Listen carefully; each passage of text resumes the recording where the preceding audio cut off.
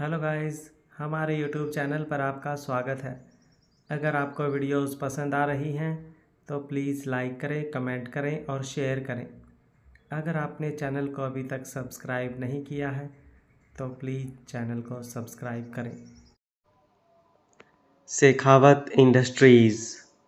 आरजू washroom से बाहर आई तो उसने देखा कि सामने तक्षक टेबल पर बैठा है और उसने खाना भी लगा लिया है।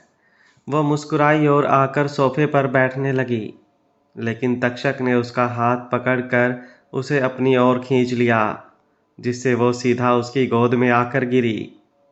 अगले ही पल आरजू ने भी उसकी गर्दन पर अपनी बाहें लपेट दी थी। तक्षक ने खाने की प्लेट पहले ही बना ली थी। अब उसने एक बाइट ली और आरजू के होठों की तरफ बढ़ाई। आरजू को उसकी ये चीज़ और भी ज़्यादा पसंद आती थी कि उसमें मेल ईगो जैसा कुछ भी नहीं था। जिस तरह से वो आरजू को पैम्पर करता था, आरजू को बहुत ज़्यादा अच्छा लगता था। और शायद यही कारण था कि उसके हर बार इस रिश्ते को न करने के बाद भी वो तक्षक के साथ जुड़ ही गई और अब तो उसका हर एक पल तक्षक की बाहों में गुजरना चाहता था। खाना लेकर वो ऑफिस में आई थी ताकि वो खुद तक्षक को खिला सके, लेकिन यहाँ पर तक्षक खुद उसे खाना खिला रहा था और आरजू मुस्कुराती हुई खा रही थी। अब आरजू का खाना खत्म हो गया तो आरजू उसकी गोद से उठी और अपने हाथों से उसे खिलाने लगी। कुछ ही देर में उसने तक्षक को पूरा खाना खिलाया और फिर उसके बाद अब उसके वापस जाने का वक्त हो चुका था। टिफिन वापस पैक कर तक्षक ने वेट नैपकिन से साफ किया। अब वो उसे अपनी गोद में लेकर एक बार फिर से सोफे पर बैठा हुआ था और उसके बालों को सहला रहा था। वो आरजू के चेहरे की तरफ देखते हुए बोला, तुम्हारे करीब होकर भी जो तुमसे दूर रहना पड़ता है ना, वो सच में बहुत मुश्किल है। पर अब वक्त आ गया है हर मुश्किल दूर करने का। मैं आज ही बेबी डॉल से हमारी शादी के बारे में बात करने वाला हूँ और शायद एक दो दिन में शादी भी हो जाए, क्योंकि मुझे बस जल्द से जल्द तुमसे शादी करनी है। उसकी बात सुनकर आरजू की आंखें बड़ी हो गई। वो पलक झपकाते हुए उसकी तरफ देख रही थी। तक्षक मुस्कुराया और बोला, पहले मुझे लगा शायद मुझे उन दोनों को बताना पड़ेगा, लेकिन they know everything, so I don't think शादी में कोई प्रॉब्लम आएगी। उसकी बात सुनकर आरजू अपने ही ख्यालों में खो गई थी। क्या सच में उसकी किस्मत उसका साथ देगी? आज तक उसने जो जो सोचा वो कभी नहीं हुआ, और जो कभी नहीं सोचा था उससे भी ज़्यादा बुरा हुआ। उसकी पूरी ज़िंदगी किसी ने इस तरह से बर्बाद की कि वो जी तो रही थी, लेकिन जीने की ख्वाहिश खत्म हो चुकी थी। क्या अब उसे वो सब मिलेगा जो हर एक लड़की को मिलता है? उसकी शादी तक्षक से होगी? वो हमेशा इस तरह खुश रहेगी? वो अपने ही ख्यालों में इन सब चीज़ों के बारे में सोच रही थी। तक्षक ने उसके माथे पर अपने होठ रखे तो वो अपने ख्यालों से बाहर आई। तक्षक उसके गाल पर अपने हाथ रखकर बोला, अब तुम्हें चलना चाहिए स्नोफ्लेक। मुझे मीटिंग है तो थोड़ी देर होगी, पर आई प्रॉमिस मैं जल्दी ही आ जाऊंगा। आरजू ने अपना सर हाँ में हिलाया और तक्षक उसे अपनी गोद में उठाते हुए सोफे पर से खड़ा हुआ। आरजू उसके सीने से लगकर खड़ी थी और तक्षक ने उसकी पीठ पर अपने हाथ रखे हुए थे। कुछ घंटे की दूरी भी उन दोनों से बर्दाश्त नहीं होती थी। ना जाने कब आरजू का इनकार और तक्षक की परेशानियां एक गहरी मोहब्बत में बदल चुकी थी। वहीं दूसरी तरफ राठौर मैंशन। तारा के साथ जो हुआ उसके बाद अब निर्भय उसे बिस्तर से उठने भी नहीं देना चाहता था। उसने उसे कुछ देर सोने के लिए कहा, जबकि तारा सोना नहीं चाहती थी, पर फिर भी निर्भय ने जबरदस्ती उसे सुला दिया। और फिर जब वो गहरी नींद में चली गई तो उसके चेहरे पर झुककर बड़े ही प्यार से उसके माथे को चूमा और अपनी आंखों में बेहिसाब गुस्सा लिए कमरे से बाहर आया। उसके कदम सीधा नंदनी के कमरे की तरफ बढ़ गए। नंदनी अपने कमरे में किसी से फ़ोन पर बात कर रही थी। उसके चेहरे पर बेहिसाब गुस्सा था और वो गुस्से से सामने वाले को कुछ बोल रही थी। तभी एक झटके से दरवाज़ा खुला और वो अपनी बड़ी बड़ी आंखों से दरवाजे की तरफ देखने लगी। सामने निर्भय को देखकर वो और भी ज़्यादा चौंक गई और उसने जल्दी से फ़ोन काट दिया। निर्भय को इतने ज़्यादा गुस्से में देखकर उसका गला सूखने लगा था। निर्भय कुछ पल उसे यूं ही गुस्से से देखता रहा और फिर बड़ी ही तेज़ी से उसकी तरफ बढ़ा। जैसे ही वो उसके करीब पहुंचा, उसने अपने हाथ से उसकी गर्दन को पकड़ लिया और उसे धकेलते हुए पीछे दीवार से लगा दिया। नंदिनी की सांसें अटकने लगी। उसे उम्मीद भी नहीं थी कि निर्भय कुछ ऐसा करेगा। उसने अपने हाथों से निर्भय का हाथ अपनी गर्दन से हटाना चाहा, लेकिन निर्भय का हाथ इस वक्त किसी लोहे की जंजीर से कम नहीं था। उसने अपनी पूरी उंगलियां नंदिनी की गर्दन के आसपास कसी हुई थी। उसके चेहरे की नसें पूरी तनी हुई थी और आंखों में तो गुस्से का ज्वालामुखी दिखाई दे रहा था, जो किसी भी वक्त फटने को तैयार था। नंदिनी की आंखें बाहर आने को हो चुकी थी। उसके चेहरे पर पसीना चमक रहा था और उसकी सांसें पूरी बंद होने की कगार पर थी। निर्भय गुस्से से कांपते हुए बोला, तुम्हारी हिम्मत भी कैसे हुई मेरी बबलगम को नुकसान पहुंचाने की? I gonna kill you. बोलते हुए उसने अपना हाथ और भी ज़्यादा कस दिया था। नंदिनी का गला चौंक रहा था और वो लगातार निर्भय को खुद से दूर करने की कोशिश कर रही थी। निर्भय गुस्से से जबड़े कसता हुआ बोला, क्या हुआ, बर्दाश्त नहीं हो रहा? दूसरों के साथ खेलना अच्छा लगता है और जब खुद की बारी आई तो तड़प रही हो। तड़पो और ज़्यादा तड़पो। तुम जो करना चाहती हो वो तो मेरे होते हुए पॉसिबल ही नहीं, लेकिन मैं जो करूँगा उसे रोकने की औकात तो किसी में भी नहीं है।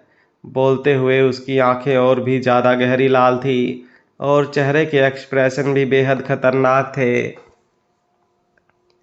एक झटके से उसने नंदिनी की गर्दन छोड़ दी और नंदिनी जोरों से खांसती हुई नीचे ज़मीन पर गिरी।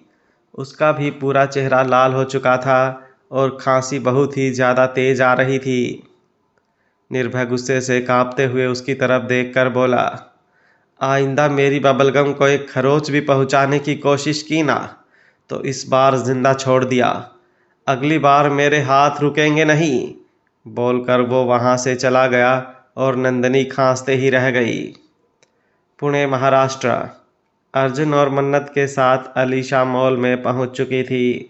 अर्जुन मन्नत का हाथ अपने हाथों में पकड़े हुए था और पूरे मॉल में घूम रहा था और अलीशा बस उन दोनों को देख रही थी। अर्जुन ने उसे शॉपिंग करने के लिए कहा और खुद मन्नत के साथ किसी और शॉप पर चला गया। अलीशा ने उसे रोकने की कोशिश की, लेकिन अर्जुन को मन्नत के साथ टाइम स्पेंड करना था और अब वो किसी के रोके रुकने वाला नहीं था। अलीशा अपना पूरा प्लान फ्लॉप होते देख पूरी तरह से झल्ला गई थी, लेकिन किसी तरह उसने खुद पर कंट्रोल रखा हुआ था। मुस्कुराकर उसने अर्जुन और मन्नत को भेजा और खुद एक अलग शॉप पर आ गई। मन्नत को लेकर अर्जुन एक ज्वेलरी शॉप पर आया। मन्नत हैरानी से उसे देख रही थी। अर्जुन ने सेल्स काउंटर पर कुछ कहा और मन्नत को लेकर आगे आ गया। कुछ ही देर में एक लड़की एक खूबसूरत सा बॉक्स लेकर आई। मन्नत जहाँ बैठी थी उसके बिल्कुल सामने ही एक बहुत खूबसूरत मिरर लगा हुआ था। अर्जुन ने उस मिरर से ही मन्नत को देखा, जिसका चेहरा बिल्कुल गुलाबी हो चुका था। उसने उस बॉक्स को खोलना चाहा, लेकिन मन्नत ने उसके हाथ पर अपना हाथ रख दिया और बोली, प्लीज़ अकेले में। मन्नत की बात सुनकर अर्जुन के चेहरे पर मुस्कुराहट तैर गई। उसने उसे सेल्स काउंटर को वो पैक करने के लिए बोल दिया। कुछ देर बाद दोनों बाहर आए और तब तक आलिशा ने भी शॉपिंग कर ली थी। इस वक्त आलिशा का चेहरा बिल्कुल नॉर्मल था, पर उसे नॉर्मल चेहरे के पीछे एक शैतानी दिमाग दौड़ रहा था, जो अब बहुत बड़ी शैतानी करने की फिराक में था। लेकिन क्या ये अभी भी एक पर्दे के पीछे छुपा था? शाम का खाना बाहर ही खाकर वो लोग वापस होटल आए और अपने अपने कमरे में चले गए। अर्जुन भी मन्नत के साथ कमरे में आया और कुछ ही देर में बाहर चला गया। मन्नत को लगा शायद वो रूम में रुकेगा, लेकिन वो जा चुका था। उसने ध्यान दिया तो उसे पता चला कि जो गिफ्ट बॉक्स अर्जुन ने मन्नत के लिए लिया था वो भी वहाँ पर नहीं है। वो सोच में पड़ गई। शेखावत मेंशन। रात हो चुकी थी।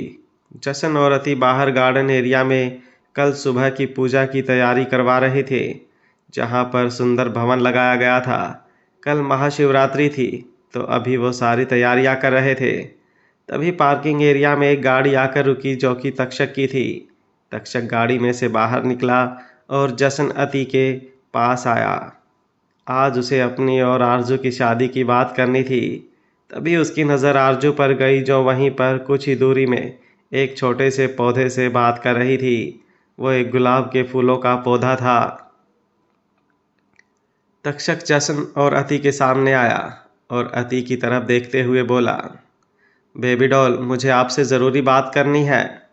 अति उसकी तरफ देखते हुए बोली, इतनी जल्दी बात करने पर भी आ गए तुम?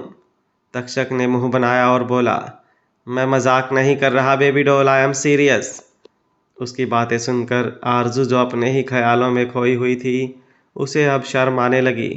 वो जानती थी तक्षक किस बारे में बात करने वाला है। वो जल्दी से अपनी जगह से उठी और घर के अंदर भाग गई। उसके अंदर जाते देख अति और जशन दोनों के चेहरे पर हंसी खिल गई। तक्षक कुछ बोलने को हुआ, लेकिन उससे पहले ही जशन ने उसके कंधे पर अपना हाथ रखा और बोला, तुम्हें कुछ बोलने की ज़रूरत ही नहीं है एम्बी, एवरीथिंग इज़ प्लान्ड। जशन की बात सुनकर तक्षक हैरान रह गया। मतलब उसके मॉम डैड तो सच में बहुत ज़्यादा फास्ट सर्विस वाले हैं। उसके चेहरे पर भी एक मुस्कुराहट खिल गई। अति उसकी तरफ देखते हुए बोली, जाओ जल्दी जाओ, लिमिटेड टाइम है, अच्छे से स्पेंड करो। अब अति की बात सुनकर तक्षक और भी ज़्यादा हैरान हो गया था। लिमिटेड टाइम मतलब उनके दिमाग में ज़रूर कुछ चल रहा है। उसकी मुस्कुराहट और भी ज़्यादा गहरी हो गई। मुस्कुराते हुए वो घर के अंदर चला गया तो अति जशन की तरफ देखते हुए बोली, आपको नहीं लगता आप सच में बहुत जल्दी कर रहे हैं? हमें पहले तक्षक को आरजू का पूरा सच। जशन ने उसका हाथ पकड़ा और उसके चेहरे की तरफ देखते हुए बोला, जिस सच से किसी को कोई फर्क ही नहीं पड़ता, वो सामने आए या ना आए, मैटर ही नहीं करता। तक्षक को मुझसे बेहतर तुम जानती हो। ही रियली लव हर, सो कोई प्रॉब्लम नहीं होगी। अति कुछ बोलने को हुई, लेकिन उससे पहले ही जशन ने उसे नीचे झुककर अपनी गोद में उठा लिया और बोला, एक तुम, मुझे लगता है कि तुम इन दोनों की शादी के बाद मुझे तुम्हें वापस ऑस्ट्रेलिया लेकर जाना होगा, वरना तुम मुझ पर तो ध्यान ही नहीं दोगी। अति ने उसे घूर कर देखा और जशन उसे लेकर घर के अंदर आया और सीधा अपने रूम में ले गया। पुणे, महाराष्ट्र। मन्नत अर्जुन का इंतज़ार कर रही थी, लेकिन अर्जुन वापस आ ही नहीं रहा था। उसने न जाने उसको कितने ही फ़ोन कर दिए, लेकिन अर्जुन एक भी कॉल रिसीव नहीं कर रहा था। उसे फिक्र होने लगी थी। शेखावत मैंशन। रैना अपने कमरे में थी, तभी दरवाज़ा नॉक हुआ। उसने दरवाज़ा खोला तो सामने अति खड़ी थी और उसके साथ ही एक सर्वेंट भी था जिसके हाथों में एक बैग था। रैना ने मुस्कुराते हुए अति की तरफ देखा। अति ने अंदर आने की परमिशन ली और उस सर्वेंट को भी अंदर आने का इशारा किया। वो सर्वेंट आया और वो बैग टेबल पर रखकर वहाँ से चला गया। अति रैना की तरफ देखते हुए बोली, कल महाशिवरात्रि है और शेखावत मैंशन में हर साल महाशिवरात्रि के दिन बहुत बड़ी पूजा होती है और ये पूजा कल सुबह 5 बजे होगी। तो मैं चाहती हूँ कि तुम उस पूजा में शामिल हो, मेरे और जशन की तरफ से ये छोटा सा गिफ्ट। कहते हुए उसने उस बैग की तरफ देखा। रैना मुस्कुराई और बोली, थैंक यू। तुम लोगों के साथ कोई रिश्ता ना होने के बावजूद भी तुम लोगों ने जिस तरह से मुझे ट्रीट किया है, मुझे बहुत अच्छा लगा। ऐसा लगता है जैसे मुझे एक फैमिली मिल गई। अति मुस्कुराई और गुड नाइट बोलकर कमरे से बाहर आ गई। उसके जाने के बाद रैना के चेहरे की सारी मुस्कुराहट गायब हो गई और उसका चेहरा एकदम सख्त हो गया। वो दरवाजे की तरफ देखते हुए बोली, सिर्फ जशन की वजह से मैं तुम्हें बर्दाश्त कर रही हूँ। मैं शेखावत मेंशन इसलिए आई हूँ ताकि ज़्यादा से ज़्यादा वक्त यहाँ पर बिताकर जशन के करीब आ सकूँ। और एक बार मैं जशन के करीब आ गई तो तुम्हें तो इतना दूर भेजूंगी कि तुम कभी लौट कर आओगी ही नहीं। बोलते हुए उसकी आंखें किसी राक्षस की तरह दिखाई दे रही थी। आरजू किचन में खड़ी तक्षक के लिए खाना लगा रही थी। वो उसके लिए डिनर उसके रूम में ही लेकर ऊपर जाने वाली थी। तभी अति किचन में आई और उसे देखते हुए मुस्कुराई।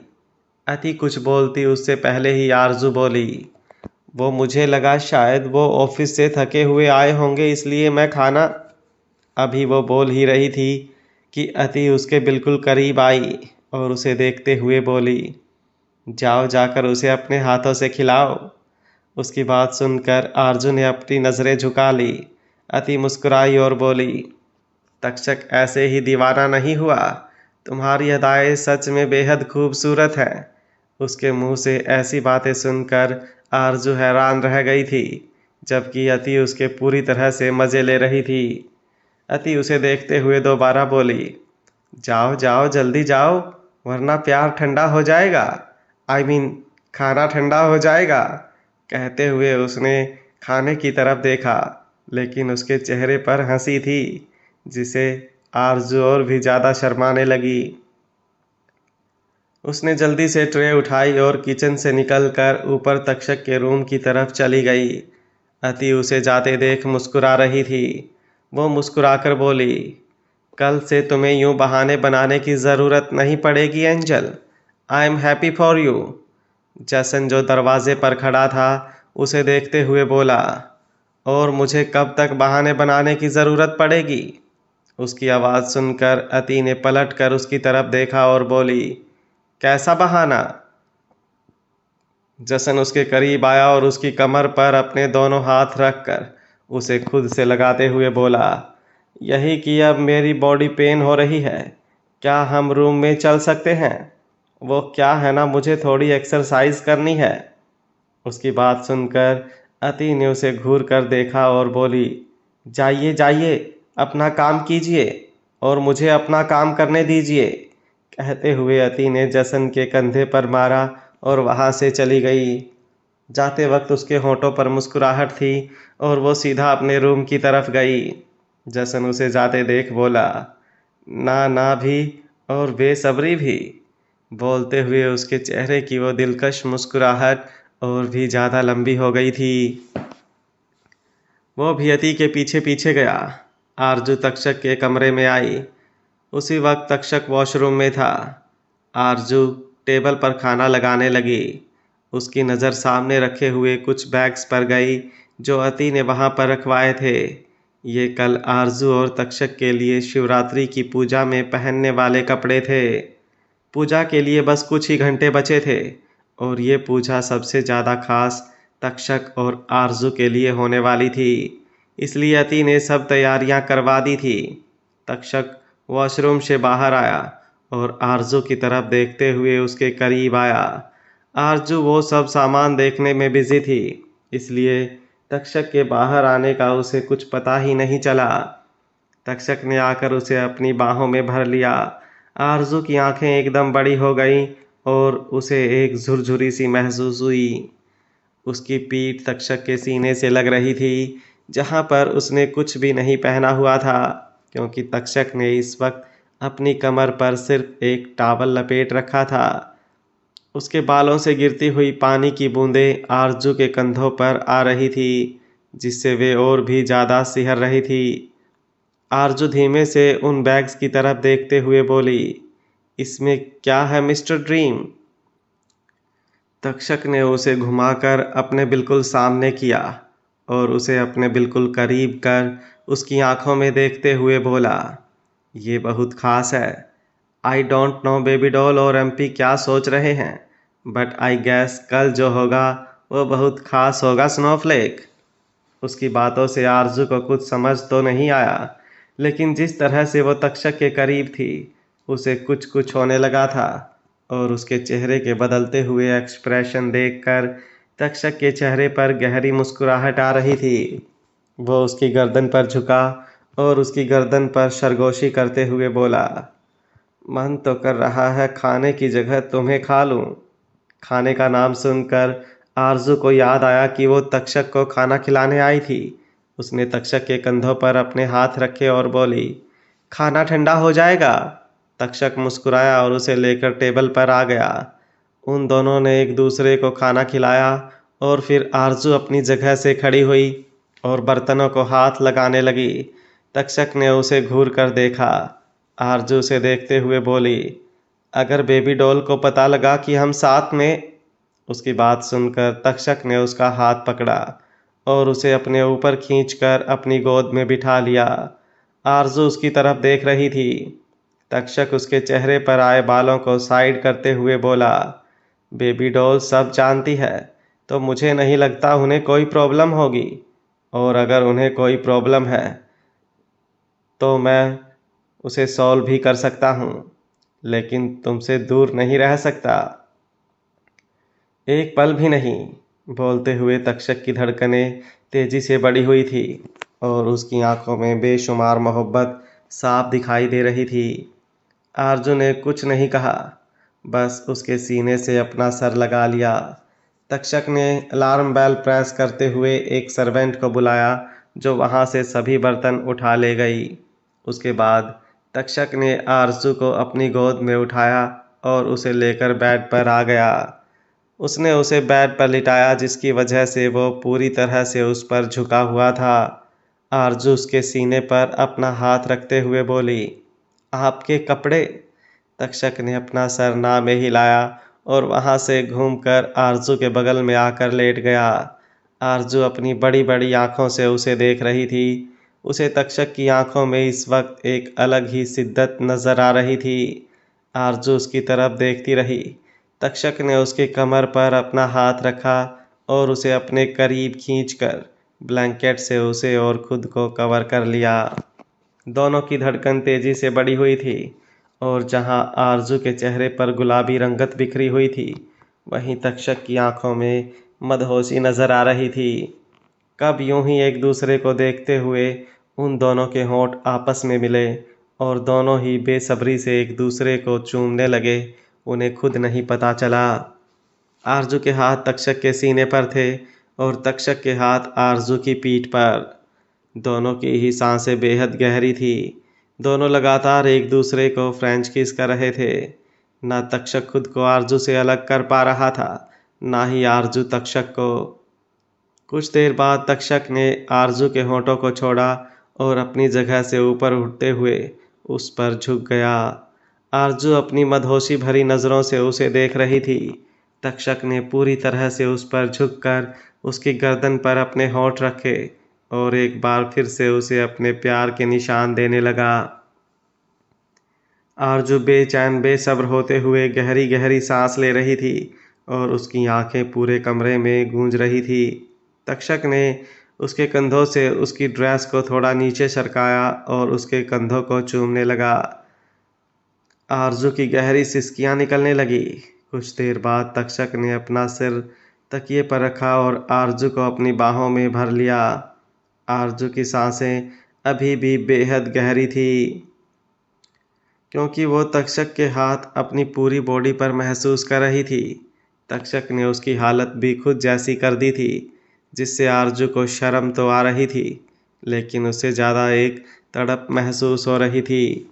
उसकी नज़रें तक्षक पर थी, जिसका चेहरा लाल था। वो महसूस कर सकती थी उसकी तड़प को भी, और खुद की तरफ से ज़्यादा उसे तक्षक की तड़प तड़पा रही थी। वो उसकी तरफ देखते बड़ी ही मदहोशी भरी आवाज़ के साथ बोली, मत रोकिए खुद को। उसकी बात सुनकर तक्षक ने उसकी तरफ देखा और एक बार फिर से उसे चूमने लगा। आरजू भी उसका साथ देने लगी। दोनों के हाथ एक दूसरे के हाथों में जकड़े हुए थे और इस वक्त वो और भी ज़्यादा शिद्दत से एक दूसरे को चूम रहे थे। कुछ देर बाद तक्षक ने उसके होठों को छोड़ा और उसके गाल पर अपना हाथ रखकर उसकी आंखों में देखते हुए बोला, मेरा प्यार जिस्म का मोहताज नहीं है स्नोफ्लेक। तुम्हारे लिए पूरी जिंदगी खुद को रोक सकता हूँ। आरजू उसकी तरफ देखती रह गई। न जाने तक्षक ने कैसे खुद को रोक रखा था, जबकि आज वो खुद अपने आप को नहीं रोक पा रही थी। उसने तक्षक के गाल पर अपना हाथ रखा और करवट लेकर उसके ऊपर आई और उसकी गर्दन पर अपने होंठ रखकर उसे बेइंतहा चूमने लगी। तक्षक उसके प्यार के साथ आज उसकी तड़प को भी महसूस कर रहा था। अगली सुबह 5 बजे के करीब तक्षक की आंख अलार्म से खुली। उसने आरजू की तरफ देखा जो उसकी बाहों में सिमटी हुई थी। उसने उसके माथे को चूमा तो आरजू की आंख खुल गई। दोनों ही प्यार से एक दूसरे को देख रहे थे। तक्षक अपनी जगह से उठा और फिर आरजू को भी अपनी गोद में उठाकर वॉशरूम में ले गया। तक्षक और आरजू दोनों बाथरूम से बाहर आए और अति ने उन दोनों के लिए जो कपड़े दिए थे उन्हें देखने लगे। कल भी उन कपड़ों को देखते हुए आरजू हैरान थी, लेकिन तक्षक ने उसे परेशान करना शुरू कर दिया था, इसलिए वो उन कपड़ों को अच्छे से नहीं देख पाई। पर वो पूरा एक दुल्हन की शादी का जोड़ा लग रहा था। उसके साथ ही ज्वेलरी भी बहुत ज़्यादा हैवी थी, जैसे लड़कियां अक्सर अपनी शादी में पहनती हैं। तक्षक ने अपने कपड़े देखे तो उसके कपड़े भी बिल्कुल वैसे ही थे जैसे लड़के शादी में पहनते हैं। कुछ ना समझते हुए भी वो बहुत कुछ समझ चुका था। आखिर अपनी बेबी डॉल और अपने एमपी का खुरापाती दिमाग वो कैसे ही ना समझता। आरजू हैरानी से उसकी तरफ देख रही थी। तक्षक भी अनजान बनते हुए बोला, लगता है बेबी डॉल सिंपल सी पूजा को एक फेस्टिवल में बदलने वाली है, पर आज मेरी ख्वाहिश भी पूरी हो जाएगी। कब से तुम्हें एक दुल्हन। अभी वो बोल ही रहा था कि आरजू के गाल गुलाबी भी होने लगे थे। तक्षक उसे शर्माते हुए देख मुस्कुराया और बोला, जल्दी से रेडी हो जाओ, पूजा में जाना है, वरना मैं खुद तुम्हें। बोलते हुए वो उस पर हल्का सा झुक रहा था तो आरजू ने उसके सीने पर अपना हाथ रखा और बोली, बस 10 मिनट में तैयार हो जाऊंगी। बोलकर वो जल्दी से चेंजिंग रूम में भाग गई। अगर वो यहीं पर खड़ी रहती तो तक्षक ना जाने क्या ही करता और फिर दोनों को दोबारा नहाना पड़ता। तक्षक उसे जाते देख मुस्कुरा रहा था और सबसे ज़्यादा खुशी तो उसे अपनी बेबी डॉल और एमपी की सोच पर हो रही थी। मतलब उसे कुछ करना ही नहीं पड़ा और सब कुछ अपने आप ही हो गया। उसने भी जल्दी से अपने कपड़े पहने और तैयार होने लगा। 10 मिनट के अंदर ही आरजू अपने कपड़े पहन कर आई। तक्षक ने उसकी तरफ देखा। रॉयल ब्लू और पिंक कलर के लहंगे में वो बहुत ज़्यादा खूबसूरत लग रही थी। तक्षक उसे देखता ही रह गया। आरजू ड्रेसिंग के सामने आई और तैयार होने लगी। तक्षक उसके पीछे आकर खड़ा हुआ और मिरर में उसे देखता रहा। फिर आगे बढ़कर उसने सामने रखा काजल उठाया और अपनी फिंगर पर लेकर उसके कान के पीछे लगाते हुए बोला, किसी की नज़र भी मैं तुम पर बर्दाश्त नहीं कर सकता। एक पल के लिए आरजू का सीना धक से रह गया। वो तक्षक की तरफ देखती ही रह गई। उसे अंदर से बेचैनी होने लगी थी। आज तक उसने तक्षक को अपना सच नहीं बताया था, लेकिन आज जैसी बेचैनी उसे कभी नहीं हुई थी। वो कुछ बोलने को हुई, लेकिन उससे पहले ही तक्षक ने उसके चेहरे को अपने हाथों में थामा और उसके माथे को चूम कर उसकी आंखों में देखते हुए बोला, मुझे नहीं पता मुझे कब तुमसे इतना ज़्यादा प्यार हुआ, लेकिन इतना जानता हूँ कि अब मेरी ज़िंदगी का एक पल भी मुझे तुम्हारे बिना नहीं चाहिए। मैंने कभी खुद को खुद से भी नहीं बांटा, हमेशा एक दायरे में रहा, लेकिन आज मैं पूरी तरह से खुद को तुम्हें सौंपता हूँ और तुम सिर्फ मेरी। तुम्हारे जिस्म से लेकर रूह तक सिर्फ मेरा हक होगा। उसकी बातें सुनते हुए आरजू की आंखों में नमी आने लगी थी। अब उसकी बेचैनी और भी ज़्यादा बढ़ने लगी थी, लेकिन एक बार फिर से वो बोलती बोलती रुक गई, क्योंकि दरवाज़ा नॉक हो चुका था। तक्षक ने जाकर दरवाज़ा खोला तो सामने एक सर्वेंट खड़ी थी जो तक्षक और आरजू को पूजा के लिए बुलाने आई थी। तक्षक ने आरजू की तरफ देखा। आरजू आगे आई और फिर दोनों रूम से बाहर निकलकर गार्डन एरिया में आए, जहां न सिर्फ पूजा का बल्कि एक शादी का मंडप दिखाई दे रहा था। आरजू की आंखें बड़ी हो गई और तक्षक के चेहरे पर एक दिलकश मुस्कुराहट बिखर गई। जशन और अति उस मंडप में खड़े थे। कदमों की आहट सुनकर उन्होंने पीछे पलट कर देखा। तक्षक और आरजू की तरफ देखते हुए उन दोनों के चेहरे पर भी मुस्कुराहट आ गई। आरजू से तो कदम ही आगे नहीं बढ़ाया जा रहा था। तक्षक ने उसका हाथ थामा और उसकी तरफ देखते हुए बोला, मिसेस शेखावत। आरजू और भी ज़्यादा हैरानी से उसे देखने लगी। उसे यकीन नहीं हो रहा था कि सच में उसे ये सब खुशियाँ मिल सकती हैं। उसे यकीन नहीं हो रहा था कि उसके बारे में सब जानते हुए भी अति और जश्न उसे तक्षक की वाइफ के रूप में एक्सेप्ट कर सकते हैं। उसकी आंखों में आंसू आने लगे थे। तक्षक ने जब उसकी आंखों में आंसू देखे तो उसे घुमाते हुए अपने सामने किया और बोला, आज तक तुमने जितना रोना था रो लिया। आज के बाद तुम्हारी आंख में एक आंसू भी नहीं आना चाहिए स्नोफ्लेक। तक्षक सिंह शेखावत सब बर्दाश्त करेगा, लेकिन उसकी बीवी आरजू शेखावत की आंखों में आंसू बिल्कुल बर्दाश्त नहीं करेगा। आरजू के होठों पर मुस्कुराहट आ गई, लेकिन आंखों में नमी अभी भी बरकरार थी। वो तक्षक की तरफ देखते हुए बोली, मुझे आपको कुछ बताना। अभी वो बोल ही रही थी कि अति उन दोनों के बिल्कुल पास आई और आरजू के कंधे पर अपना हाथ रखते हुए बोली, तो कैसा लगा सरप्राइज? आरजू ने उसकी तरफ देखा, लेकिन फिर जल्दी से नजरें तक्षक पर घुमाई, क्योंकि उसे तक्षक को सब कुछ बताना था। तभी पंडित जी ने जशन को तक्षक और आरजू को बुलाने के लिए कहा, क्योंकि मुहूर्त का वक्त हो चुका था। तक्षक आरजू का हाथ थामे आगे बढ़ने लगा। जैसे जैसे आरजू के कदम मंडप की तरफ बढ़ते जा रहे थे, वैसे वैसे उसकी धड़कन भी बढ़ती जा रही थी। तक्षक से शादी तो वो भी करना चाहती थी, लेकिन झूठ के साथ नहीं, पर उसे कुछ बोलने का मौका ही नहीं मिल रहा था। तक्षक उसे लेकर मंडप पर बैठा। आरजू और जशन दोनों मुस्कुराते हुए उन्हें देख रहे थे। तभी वहां पर एक शख्स और आया। जशन और अति ने नजरें घुमाकर देखा तो सामने रैना खड़ी थी। रैना मुस्कुराते हुए उनकी तरफ आई। तभी उसकी नज़र मंडप में बैठी आरजू पर गई। आरजू उस वक्त तक्षक को देख रही थी और कुछ बोलने की कोशिश कर रही थी, लेकिन उसकी भी उसी वक्त नज़रें रैना पर गई तो उसकी आंखें हैरत में फैल गईं और वो कांपने लगी। उसका चेहरा पीला पड़ने लगा। तक्षक ने उसे यूं देखा तो उसका चेहरा अपने हाथों में थामा और बड़े प्यार से बोला, ज़्यादा सोचने की ज़रूरत नहीं है स्नोफ्लेक, बस जो होना चाहिए वो हो रहा है और मुझे बिल्कुल ऐसी ही वेडिंग चाहिए थी जिससे बस तुम मेरी हो जाओ, बाकी मेरे लिए कुछ मैटर नहीं करता। बोलकर उसने सबके सामने ही आरजू का माथा चूम लिया। आरजू की आंखों में आंसू आ रहे थे। डर से वो अंदर तक कांप रही थी।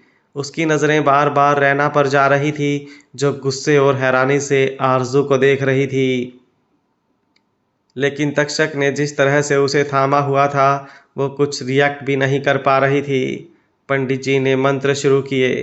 रैना ने जल्दी से अपने चेहरे के एक्सप्रेशन नॉर्मल कर लिए थे और जशन और अति के साथ आकर खड़ी हो गई थी। पहले तक्षक और आरजू की शादी होने वाली थी और उसके बाद महाशिवरात्रि की पूजा। आरजू अपनी नज़रें झुकाए बैठी थी। उसका हाथ तक्षक ने अपने हाथ में बहुत ज़्यादा कसकर पकड़ा हुआ था। पंडित जी ने गठबंधन के लिए कहा तो अति ने दरवाजे की तरफ देखा जहां से तारा को आना था, लेकिन अभी तक वो आई ही नहीं थी। जशन निर्भय को फ़ोन कर चुका था, पर अभी मुहूर्त का वक्त हो रहा था तो अति खुद आगे बढ़ने लगी। लेकिन तभी तारा आरजू और तक्षक के बीच में आकर खड़ी हो गई और उन दोनों का गठबंधन करने लगी। जशन और अति के चेहरे पर मुस्कुराहट खिल गई। निर्भय भी तारा के साथ आया था। तारा ने इस वक्त रेड कलर का फ्रॉक सूट पहना हुआ था और उसमें वो बेहद क्यूट और मासूम सी बच्ची लग रही थी। लेकिन सिर्फ निर्भय ही जानता था कि ये मासूम सी बच्ची कितनी खतरनाक है, क्योंकि अभी अभी वो उसका तांडव देख कर आया था। जब शादी में आने के लिए तारा ने कम से कम 50 ड्रेसेस पूरे कमरे में फैला दी थी। पंडित ने फेरों के लिए कहा तो तक्षक आरजू का हाथ थामे अपनी जगह से खड़ा हुआ। आरजू ने तो जैसे जान ही नहीं बची थी, पर वो तक्षक के साथ खड़ी हो चुकी थी। अति आरजू को नोटिस कर रही थी, पर उसे लगा शायद आरजू अपने अतीत को लेकर परेशान है, पर उसे तक्षक पर पूरा यकीन था, इसलिए उसे इस चीज़ की फिक्र नहीं थी। तक्षक ने आरजू का हाथ भी थाम रखा था। तारा मुस्कुराते हुए उन दोनों को देख रही थी। फेरे लेते वक्त आरजू की आंखों में नमी होने की वजह से उसके कदम लड़खड़ा गए। तक्षक ने पलटकर उसकी तरफ देखा और अगले ही पल उसे अपनी गोद में उठा लिया। आरजू ने अपनी बाहें उसकी गर्दन पर लपेट दी थी। अब उनके फेरे होने लगे थे। तक्षक आरजू को अपनी गोद में लेकर पूरे कर रहा था। वो मुस्कुरा रहा था और आरजू बस उसे देख रही थी। फेरे पूरे होने पर तक्षक आरजू को अपनी गोद में लिए मंडप में बैठा। पंडित जी कुछ कहने को हुए, लेकिन तक्षक पहले ही उनकी तरफ देखते हुए बोला, शादी मेरी, बीवी मेरी, तो मर्जी भी मेरी। पंडित जी चुप हो गए और जशन अति एक दूसरे को देखने लगे। तक्षक ने आरजू के गले में मंगलसूत्र डाला और फिर उसकी मांग में सिंदूर भर दिया। आरजू की आंखें बंद हो गई थी। इस वक्त वो बेइंतहा खूबसूरत लग रही थी। उसका दिल भी जोरों से धक धक कर रहा था। रैना की गहरी नजरें अभी भी उस पर थी। उसने जशन और अति को एक्सक्यूज मी कहा और दूसरी तरफ आ गई। पंडित ने शादी संपन्न की घोषणा की। रैना ने साइड में आकर किसी को कॉल किया और दांत पीसते हुए ऑन कॉल बोली, तुम्हारा कचरा शेखावत मैंसन में है। इससे पहले मैं इसे जान से मार दूं, इसे यहाँ से ले जाओ और ऐसी जिंदगी दो जो इसे हर पल तड़पा तड़पा कर मारे। बोलते वक्त उसका चेहरा बेहद खतरनाक लग रहा था। आरजू और तक्षक मंडप से उठने लगे, लेकिन जशन और अति ने उसे बैठे रहने के लिए कहा, क्योंकि अब महाशिवरात्रि की पूजा होने वाली थी। वहीं दूसरी तरफ पुणे महाराष्ट्र। मन्नत पूरी रात अर्जुन का इंतज़ार करती रही, लेकिन अर्जुन रूम में नहीं आया। अब मन्नत खुद को रोक नहीं पाई और रूम से बाहर निकली। बाहर आते ही उसकी नज़र सामने आलिशा के रूम पर गई, जो दरवाजे पर खड़ी वेटर से कुछ ले रही थी। सुबह के वक्त वेटर को वहां देखकर मन्नत हैरान थी, लेकिन फिलहाल उसे अर्जुन के बारे में जानना था, इसलिए वो उसके कमरे की तरफ गई। मन्नत को अपने सामने देखकर आलिशा चौंक गई। वहीं मन्नत भी हैरान थी, क्योंकि उसकी नज़र आलिशा के गले में पहने लॉकेट पर थी, जो वो लॉकेट था जो आज सुबह अर्जुन ने मन्नत के लिए लिया था। शेखावत मैंशन। आरजू और तक्षक की शादी संपन्न हो चुकी थी और अब महाशिवरात्रि की पूजा चल रही थी। कुछ ही देर में पूजा भी खत्म हुई और अब गृह प्रवेश की बारी थी। तारा, जशन और अति मुस्कुराते हुए अंदर आए। आरजू के गृह प्रवेश की तैयारी पहले ही हो चुकी थी। जब वो दोनों शादी के मंडप में थे, तभी अंदर हॉल को बहुत खूबसूरती से सजा दिया गया था। रास्ते में पूरे गुलाब के फूल बिछे हुए थे।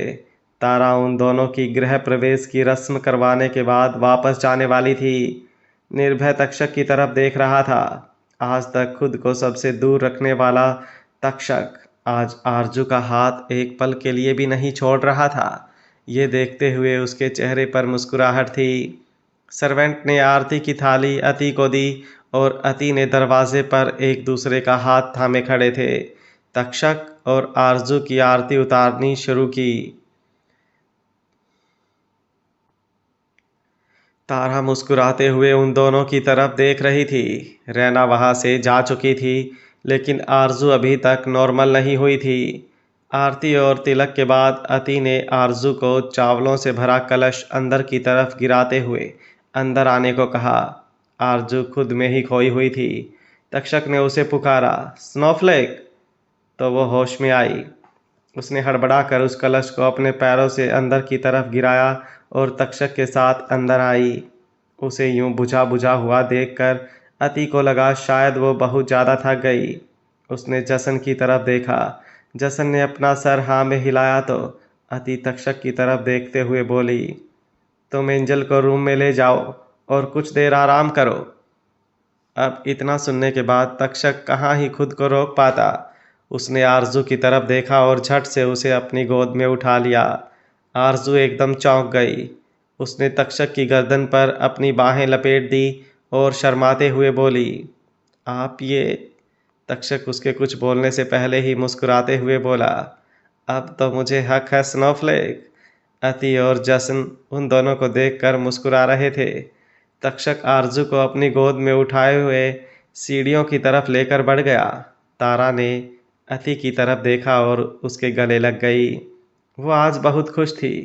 एक तरफ उसे अपना प्यार मिल चुका था तो दूसरी तरफ तक्षक को भी उसकी मोहब्बत मिल चुकी थी। मन्नत को अपने सामने देखकर आलिशा चौंक गई। वहीं मन्नत भी हैरान थी क्योंकि उसकी नज़र आलिशा के गले में पहने लॉकेट पर थी, जो वो लॉकेट था जो आज सुबह अर्जुन ने मन्नत के लिए लिया था। मन्नत कुछ पल उसे यूं ही देखती रही। आलिशा उसे देखते हुए बोली, क्या हुआ, तुम इतनी सुबह सुबह यहाँ? मन्नत ने वेटर की तरफ देखा जिसके हाथ में ट्रे थी और ट्रे में वाइन के ग्लास थे। मन्नत की नज़रों का पीछा कर आलिशा ने भी वेटर की तरफ देखा और बोली, इसकी अब कोई ज़रूरत नहीं। वेटर वहाँ से वापस चला गया। अब आलिशा मन्नत की तरफ देखते हुए बोली, तुम्हें कुछ चाहिए था क्या? मन्नत ने अपना सर ना में हिलाया और बोली, नहीं, वो मैं बस यूं ही। उसे अब आलिशा से कुछ पूछना अजीब लग रहा था। वो वापस अपने कमरे की तरफ बढ़ गई। वहीं उसे अपने कमरे की तरफ जाते देख आलिशा के चेहरे पर एक तिरछी मुस्कुराहट आ चुकी थी। वो तब तक उसे देखती रही जब तक मन्नत अपने कमरे में नहीं चली गई। मन्नत के कमरे में जाने के बाद वो वापस अपने कमरे में आई, लेकिन इस बार उसने दरवाज़ा बंद नहीं किया बल्कि उसे हल्का सा खुला छोड़ दिया। उसके चेहरे पर डेविल एक्सप्रेशन थे। उसने सामने बेड की तरफ देखा और वो एक्सप्रेशन और भी ज़्यादा खतरनाक हो गए। मन्नत वापस कमरे में आ तो गई थी, लेकिन अभी उसका दिल नहीं मान रहा था। उसे बहुत बेचैनी हो रही थी, जैसे कुछ ना कुछ गलत हो रहा हो। और आलिशा के गले में वो लॉकेट देखकर तो ये बेचैनी और भी ज़्यादा बढ़ चुकी थी। आज सुबह जब अर्जुन उसे वो लॉकेट पहनाने वाला था और उसने हल्का सा उस बॉक्स को खोला था, तभी मन्नत ने उसे लॉकेट को देख लिया था। और आज से पहले उसने आलिशा के गले में वो लॉकेट कभी नहीं देखा था और उस पर ए अल्फ़ाबेट बना हुआ था। उसने वॉल क्लॉक की तरफ देखा जहां सुबह के 7 बज चुके थे। कल रात का ही अर्जुन वहां से गायब था और अब तक वापस नहीं आया और अब और ज़्यादा बर्दाश्त नहीं कर सकती थी। किसी और से वो पूछती भी कि तो क्या पूछती, इसलिए उसने दोबारा अलीशा के पास जाना ही सही समझा। वो अपने कमरे से निकली और अलीशा के कमरे की तरफ आई। उसने दरवाज़ा नॉक किया, लेकिन काफ़ी देर तक अंदर से कोई रिस्पॉन्स नहीं आया। हालांकि उसने देखा था कि दरवाज़ा थोड़ा सा खुला है, लेकिन फिर भी यूँ किसी के कमरे में जाना उसे ठीक नहीं लगा। उसने 2-3 बार फिर से नॉक किया, लेकिन इस बार फिर से कोई जवाब नहीं आया। उसे अर्जुन के बारे में भी जानना था, इसलिए अब उसे दरवाज़ा खोलना ही पड़ा। जैसे ही उसने हल्का सा दरवाजे को हाथ लगाया, दरवाज़ा पूरा खुल गया और उसने अंदर की तरफ झांक कर देखा। बाहर से अभी कुछ दिखाई नहीं दे रहा था, इसलिए उसने कदम अंदर की तरफ बढ़ाए। हर एक बढ़ते कदम के साथ उसकी धड़कन तेज़ हो रही थी और सांसें रुक रही थी। कुछ कदम अंदर बढ़ाते ही उसकी आंखें हैरत में फैल गई। सामने बेड पर अर्जुन सोया हुआ था और उसकी बाहों में आलिशा सोई हुई थी। दोनों की कमर से ऊपर तक ब्लैंकेट था और अर्जुन जिस हालत में था, उसे देखकर मन्नत बुरी तरह से कांपने लगी। उसके चेहरे का रंग उड़ा हुआ था और देखते ही देखते उसकी आंखों में लबालब आंसू भरने लगे। अर्जुन हल्का सा नींद में ही कसमसाया और उसने आलिशा को और भी ज़्यादा कसकर अपनी बाहों में जकड़ लिया। आलिशा नींद में ही बोली, प्लीज़ अर्जुन, मुझे अब तो सोने दीजिए। पूरी रात आपने मुझे सोने नहीं दिया। मन्नत की आंखों में आंसू और भी ज़्यादा तेज हो गए। उसका दिल जैसे धड़कने से ही इनकार कर गया हो। वो पूरी तरह से सुन वहीं पर खड़ी उन दोनों को देखती रही और आंखों से आंसू लगातार बहते रहे। वहीं आलिशा की आवाज़ सुनकर अर्जुन की आंखें धीरे धीरे खुलना शुरू हुई।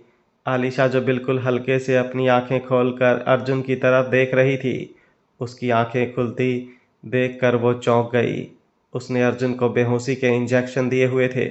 उसे समझ नहीं आ रहा था कि अर्जुन की नींद कैसे खुल रही है, पर शायद बेहोशी में भी वो अलीशा की आवाज़ और मन्नत की आवाज़ में फ़र्क कर सकता था। उसका वो नींद में कसमसाना भी इसलिए था क्योंकि अलीशा ने उसे अपनी बाहों में जकड़ रखा था, जिससे वो बेचैन हो रहा था, और अब तो उसकी वो बेचैनी लगातार बढ़ती जा रही थी। धीरे धीरे उसने अपनी आंखें खोली और आंखें खुलते ही उसकी आंखों के सामने अलीशा का चेहरा था। वो एकदम शॉक्ड हो गया और जल्दी से अपनी जगह से उठकर बैठ गई, और बैठते ही उसकी नज़रें अपने सामने खड़ी मन्नत पर गईं, जिसकी आंखों में लबालब आंसू थे। मन्नत को वहां पर देखकर वो और भी ज़्यादा शॉक्ड हो गया। वो जल्दी से अपनी जगह से खड़ा होने लगा, लेकिन खड़ा हो नहीं पाया क्योंकि उसकी हालत बेड से उठने की नहीं थी। मन्नत को देखते हुए अर्जुन कुछ बोलने को हुआ, लेकिन उससे पहले ही मन्नत ने अपनी आंखों से बहते हुए आंसू साफ किए और भागते हुए वहां से चली गई। अब अर्जुन चुपचाप नहीं बैठा रह सकता था। उसने जल्दी से कमरे में अपनी नज़रें दौड़ाई और किसी तरह ब्लैंकेट को खुद पर कवर कर उठा, और फिर कुछ ही देर में कपड़े पहनकर वो रूम से बाहर निकल गया। वो जल्दी से अपने रूम में आया और मन्नत को ढूंढने लगा, लेकिन मन्नत उसे सामने कहीं भी दिखाई नहीं दे रही थी। उसने वॉशरूम में भी चेक किया, लेकिन वहाँ भी मन्नत नहीं थी। वो जल्दी से भागता हुआ कमरे से बाहर निकला और लिफ्ट एरिया की तरफ आया। वहाँ भी उसे मन्नत नहीं दिखाई दी, तो उसकी हालत ख़राब होने लगी। उसे इस वक्त कुछ भी समझ नहीं आ रहा था। उसे बस किसी भी हालत में मन्नत के पास पहुंचना था और उसे समझाना था कि जैसा वो समझ रही है वैसा बिल्कुल भी नहीं है। कुछ गलतफहमी है, और उसे खुद नहीं पता था कि वो वहाँ पर कैसे आया, पर अभी इस बात का वक्त नहीं था। उसे बस जल्द से जल्द अपनी मन्नत के पास पहुंचना था। वो लिफ्ट से होते हुए जल्दी नीचे आया और पूरे होटल में मन्नत को ढूंढने लगा। मन्नत उसे कहीं भी दिखाई नहीं दे रही थी।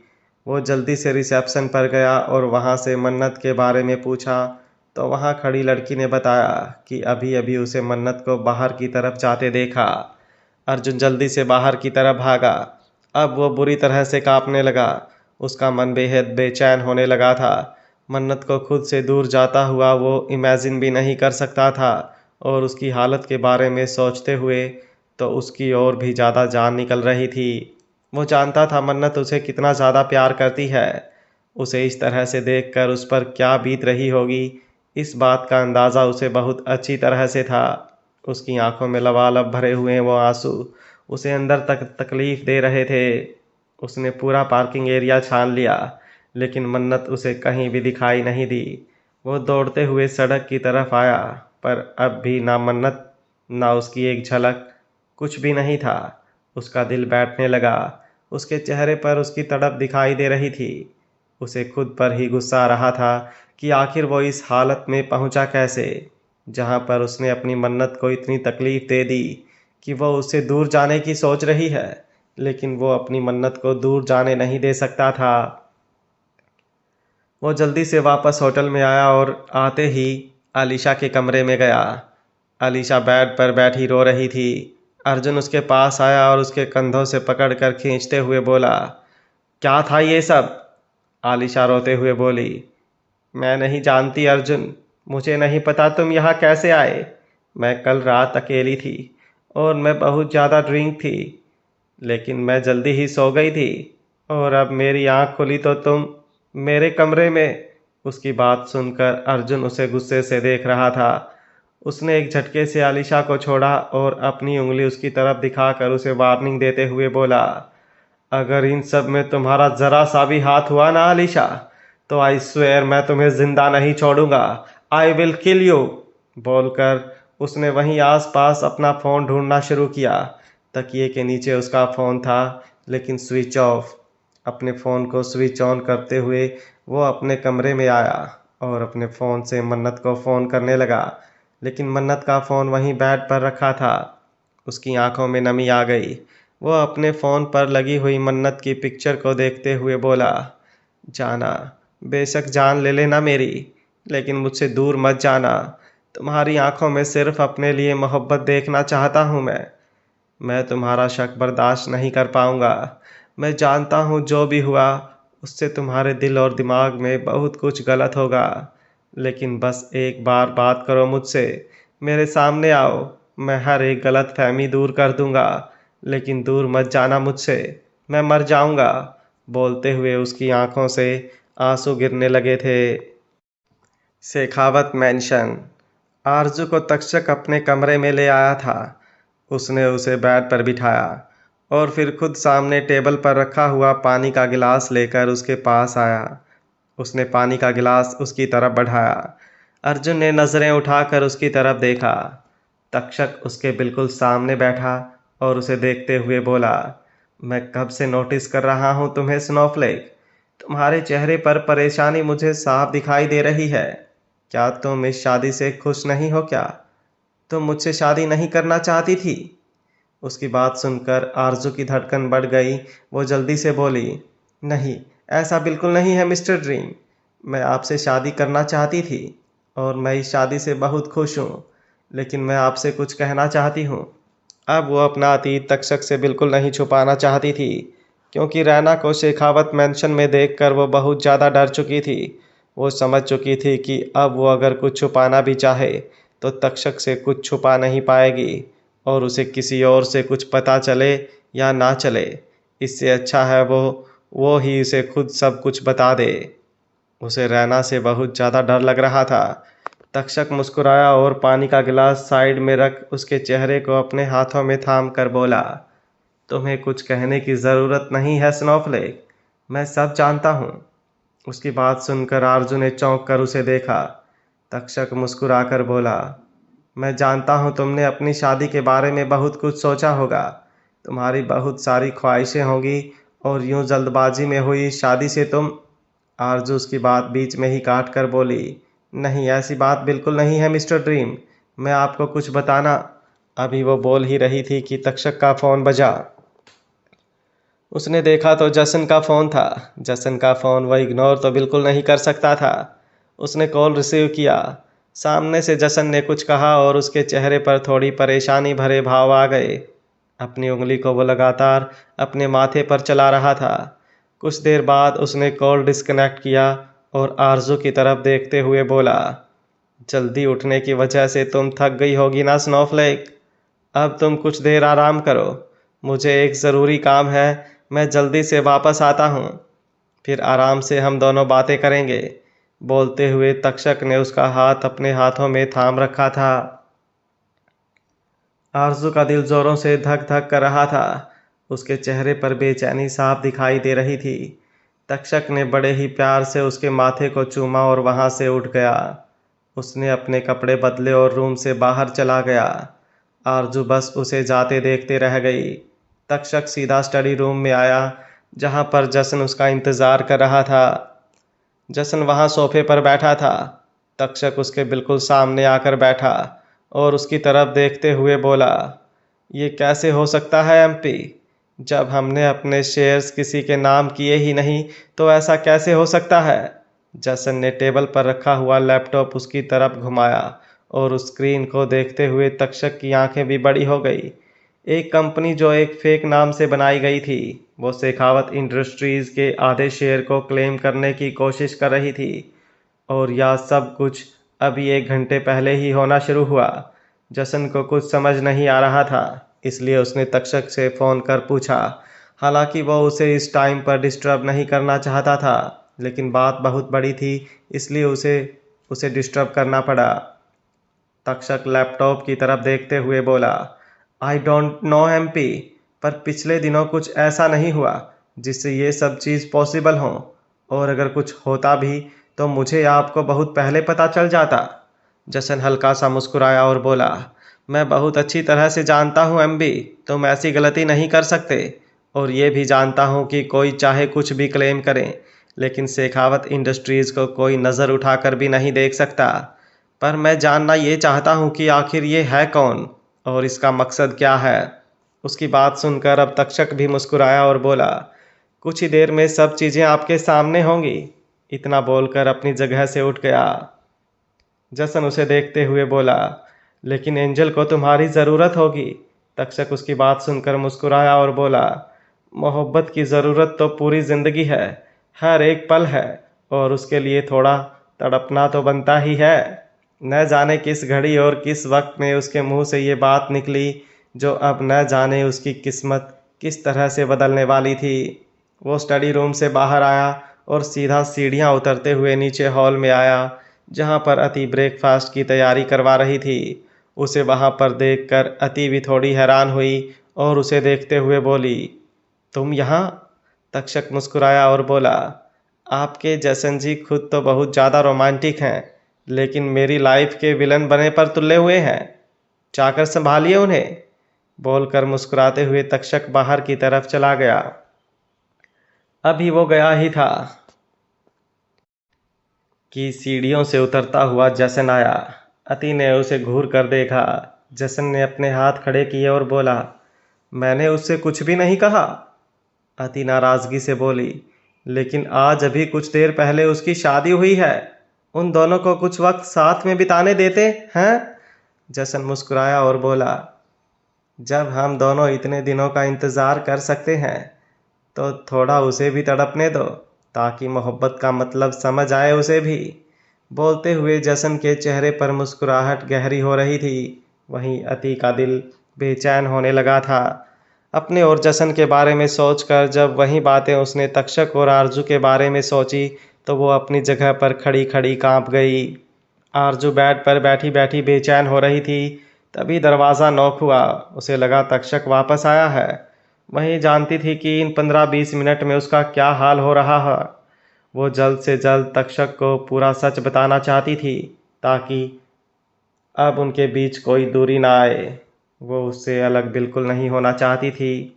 उसने जल्दी से जाकर दरवाज़ा खोला, लेकिन दरवाज़ा खोलते ही उसकी आंखें हैरत में फैल गईं। सामने रैना खड़ी थी।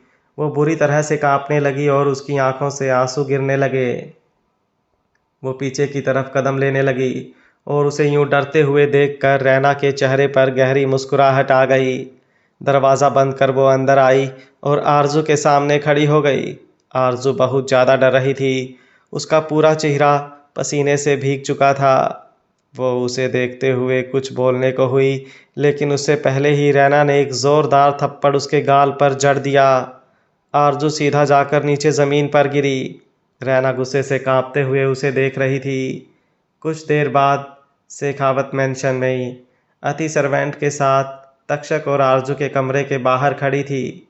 उसने दरवाज़ा नॉक किया, लेकिन आरजू ने दरवाज़ा नहीं खोला।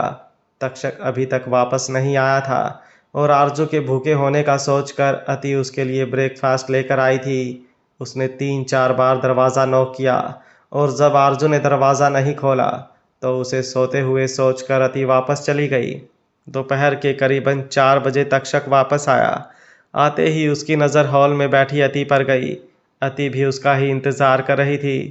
तक्षक ने उसके पास आकर आरजू के बारे में पूछा और जो अति ने बताया उसे सुनकर तक्षक थोड़ा हैरान था। अति ने उसे कहा कि वो 2-3 बार कमरे में गई, लेकिन आरजू ने दरवाज़ा नहीं खोला। तक्षक को थोड़ा अजीब लगा। भले ही आरजू जितनी मर्जी गहरी नींद में हो, लेकिन हल्की सी आहट भी उसकी आंखें खोल देती थी। वो जल्दी से सीढ़ियों की तरफ बढ़ा और अपने कमरे के बाहर आया। उसने दरवाज़ा अपने फिंगरप्रिंट से खोला और अंदर गया। अति भी उसके पीछे पीछे ही कमरे में आ चुकी थी। कमरे में आते ही तक्षक की नज़रें आरजू को ढूंढ रही थी, लेकिन आरजू कहीं भी दिखाई नहीं दे रही थी। तक्षक जल्दी से बाथरूम की तरफ बढ़ा। उसने दरवाज़ा नॉक किया, लेकिन जब दरवाज़ा नहीं खुला तो उसने खुद दरवाज़ा खोलकर देखा। आरजू अंदर भी नहीं थी। उसकी धड़कन बढ़ने लगी और उसे बेचैनी महसूस होने लगी। अति भी शॉक्ड हो चुकी थी। तक्षक जल्दी से रूम से बाहर आया और बाहर आरजू को ढूंढने लगा, लेकिन अति जानती थी कि आरजू बाहर है ही नहीं, क्योंकि वो कमरे से बाहर ही नहीं निकली थी। पूरा दिन अति घर पर ही थी, इसलिए उसे कन्फर्म था कि आरजू रूम के अंदर ही होगी। तक्षक का दिल बैठने लगा था। जसन भी वहां पर आया। अति ने उसे पूरी बात बताई तो जसन भी पूरी तरह से शॉक्ड हो गया। उसने जल्दी से सभी सर्वेंट को आरजू को ढूंढने के लिए बोला। करीबन आधा घंटा पूरा घर में ढूंढने के बाद भी किसी को आरजू के बारे में कुछ पता नहीं चला। तक्षक को अपनी सांसें उखड़ती हुई महसूस हो रही थी। उसे बहुत बुरा फील हो रहा था, जैसे उसे कुछ बहुत दूर जा रहा हो। वहीं जशन और अति दोनों का दिल भी बैठे जा रहा था। अति को आरजू को एक्सप्रेशन देखकर ही महसूस हो रहा था जैसे वो बहुत ज़्यादा बेचैन हो, उसे कोई बात परेशान कर रही हो, लेकिन ऐसा कुछ होगा ऐसी उम्मीद उसे बिल्कुल नहीं थी। जब आरजू घर में नहीं मिली तो तक्षक ने अपना फ़ोन निकाला और अपने सभी गार्ड्स को आरजू को ढूंढने के लिए ऑर्डर्स दे दिए। जसन ने भी अपने फ़ोन से एसीपी को कॉल किया और हर जगह चेकिंग करवाने को बोला, क्योंकि अब उसे समझ आ चुका था कि सुबह उनकी इंडस्ट्रीज़ में शेयर्स के साथ जो गड़बड़ की गई थी शायद वो इस चीज़ से जुड़ी थी। जैसे जैसे वक्त बीत रहा था तक्षक की बेचैनी बढ़ती जा रही थी। वो घर से बाहर जाने लगा। अति ने उसे रोका, लेकिन तक्षक नहीं रुका। उसे अपनी स्नोफ्लेक को ढूंढना था। अब उसे खुद पर ही गुस्सा आ रहा था कि क्यों उसने अपनी स्नोफ्लेक की बात नहीं सुनी जब वो उसे कुछ बताना चाहती थी। आरजू के बारे में सोच सोच कर उसका दिल कांप रहा था। उसकी धड़कन रुक रही थी। आरजू के बिना वो एक पल भी नहीं रह सकता था। उसकी सांसें बसती थी उसकी स्नोफ्लेक में। उसकी आंखें बेहद लाल हो चुकी थी। उसका एक हाथ स्टेयरिंग पर था और दूसरा हाथ अपने सिर पर। वो यही सोच रहा था कि आखिर आरजू गई तो गई कहाँ। वहीं दूसरी तरफ एक गाड़ी जिसकी पिछली सीट पर आरजू बैठी थी, उसके हाथ बंधे हुए थे और मुंह पर पट्टी बंधी हुई थी। उसके साथ ही बैठा था मंगल, जो गुस्से से उसे घूर रहा था। आरजू अपने हाथ खोलने की कोशिश कर रही थी।